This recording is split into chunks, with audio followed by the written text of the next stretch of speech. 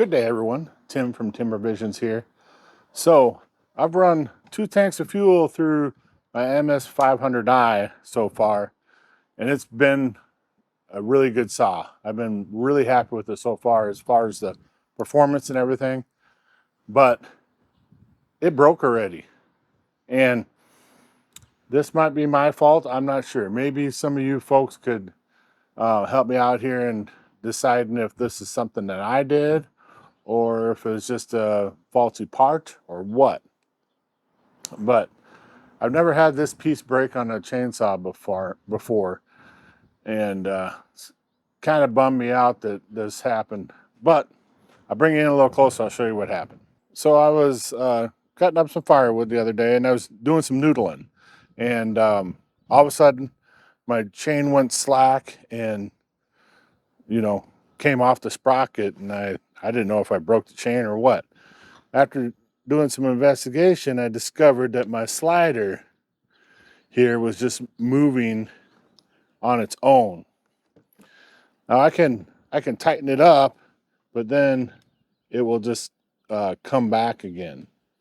So I took this cover off and discovered that that slider is broken. I'll take it off and show you what I got.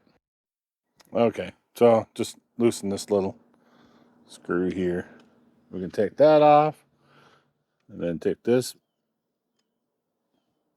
cover off. And then you can see here that this is broken. It literally snapped right here. And the other little chunk is down here. You can see it in there maybe. Right there. So yeah, that just snapped off. Now, was this a faulty piece? I don't know. Did I not tighten down my bar nuts enough? That could be. I don't know.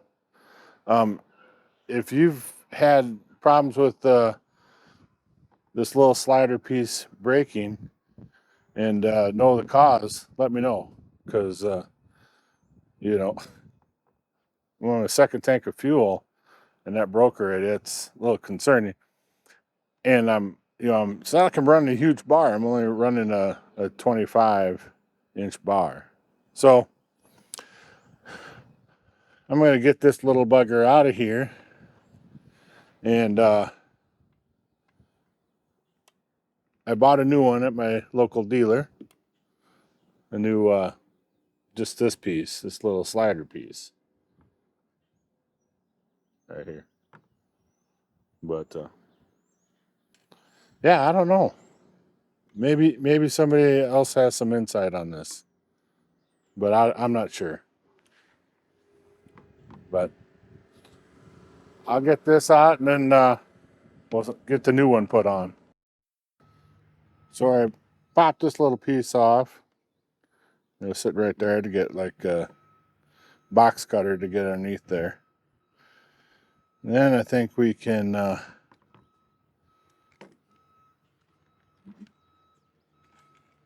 work this out here. There we go. And that come right out. And I think this just slides off the end. All right, then I put my new piece on here, get it threaded on a little bit.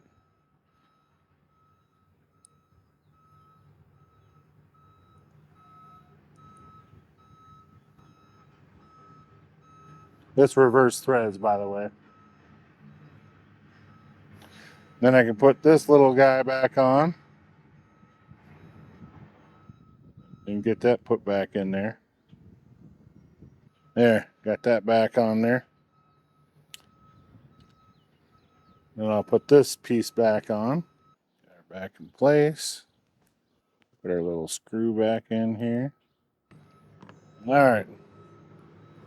We'll test her out, make sure she works.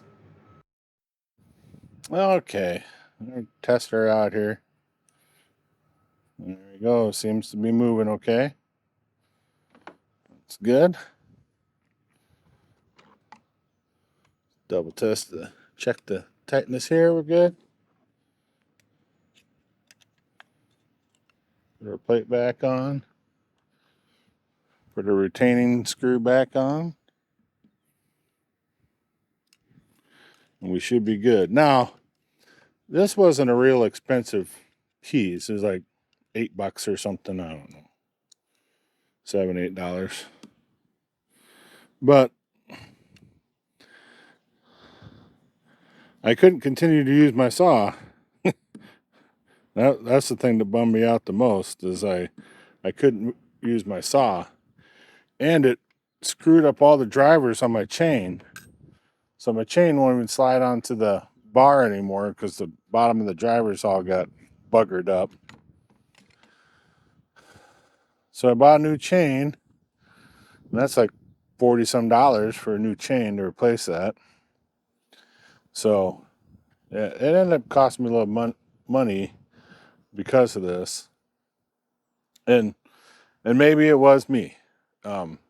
If you're watching this video, you know what I did wrong, what causes those to break.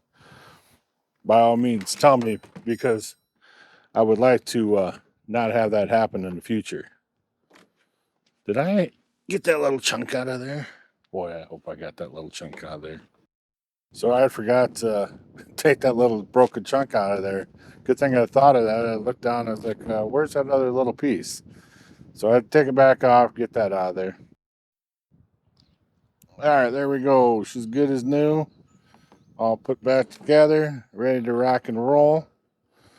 I am going to try to file down the drivers a little bit on that chain that got buggered up, because there's a lot of life left on those teeth. But yeah, if you know what I did wrong, let me know what causes that to break. The only thing I can think of is I didn't tighten my bar nuts down enough to hold the bar, so then when the chain or the bar is like moving back and forth, it's putting all the stress on this little that little slider. That's the only thing I can think of.